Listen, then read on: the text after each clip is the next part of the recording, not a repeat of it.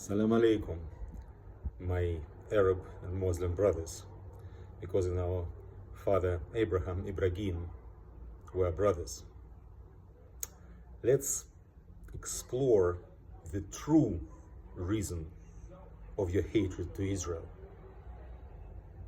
Let's get to the bottom of it.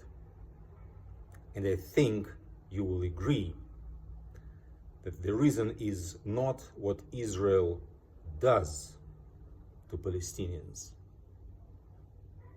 but the reason is what Israel does not do to the soul of Ummah, the world Muslim community.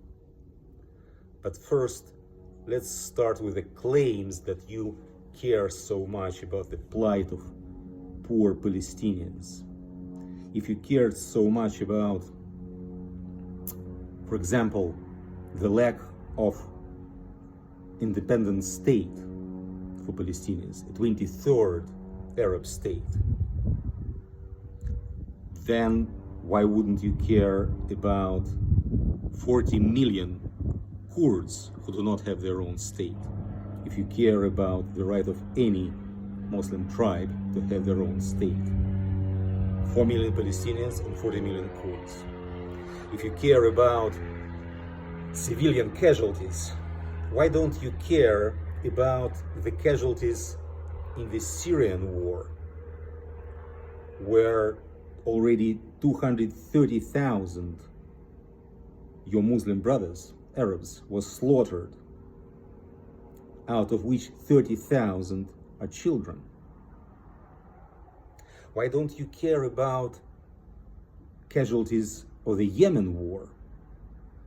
150,000 of your Arab brothers are slaughtered there, and 200, even more, thousand Yemen Arabs died of famine.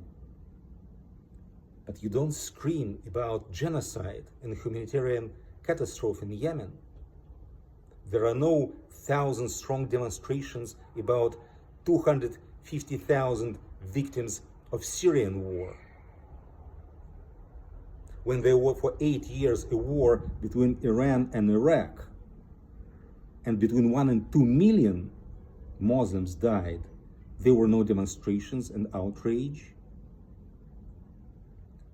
In 2 wars in Chechnya, about 200,000 civilians and over 30,000 children, Muslim children and Muslim civilians, were killed. There were no UN resolutions and mass crazy demonstrations. So it means you don't care about the Muslim lives. You hate Israel. And Muslim lives, Palestinian lives, is just a pretext. And we'll get to the reason of that. And quickly, just let's dismantle all this nonsense. And between the brothers, you know yourselves that it's not true.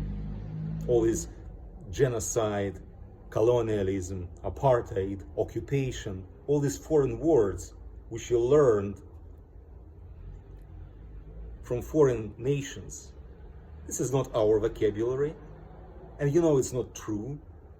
But if you want to play and use these words, let's dismantle them. Colonialism, it means that you have a metropoly, and then you go overseas to the distant lands and occupy them to drag resources and bring them back to your homeland, to your metropoly. Like a British Empire, they had metropoly on the British Islands and went to Asia, Africa, India to suck their resources to use for their homeland. Likewise, France in Algeria and Morocco. Likewise, Belgium in Congo. And likewise, the Arab conquests, where there was a metropolis in Saudi Arabia and colonized countries of Northern Africa, etc., etc. But it's not about colonialism in Israel's case, right? We do not have any metropoly. This is our homeland, the only one. Arabs have 22 countries, we have only just one, Israel. Occupation, you also know it's not true, because in 2005, 18 years ago, we removed every single Jew away from Gaza.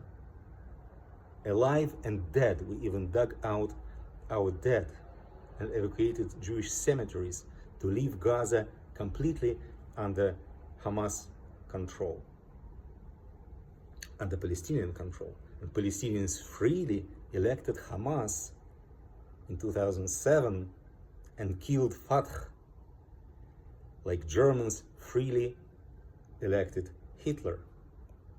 And it's not true, you know that, about open-air prison. Gaza has an open border with their brothers, southern border with Egypt. It's controlled by Egypt, by their brothers. What open-air prison?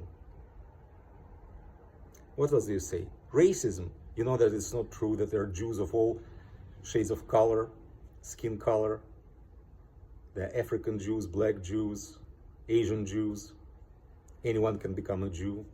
Apartheid, it's not true, because Arabs in Israel are the most prosperous Arab minority anywhere in the world, and they live better than in any other Arab countries, maybe for exception of oil-rich small Gulf states.